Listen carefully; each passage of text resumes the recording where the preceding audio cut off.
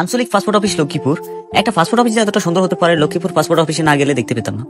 দূর থেকে পাসপোর্ট অফিসের বাইরের ফুলগুলো এতটা সুন্দর দেখাচ্ছিল তা দেখে মনে হচ্ছিল এই যেন ছোটখাটো একটা ফুলের স্বর্গরাজ্য। যদিও পাসপোর্ট অফিসের বাইরের দৃশ্য ছিল দেখার মতো, কিন্তু ভিতরটা ছিল তার উল্টো। উল্টো বলতে এখানে আমি ভবনটার কথা বলি নাই। ভবনটা যথেষ্ট পরিমাণ সুন্দরই ছিল, কিন্তু ভবনে কর্মরত মানুষগুলো ছিল ভিন্ন।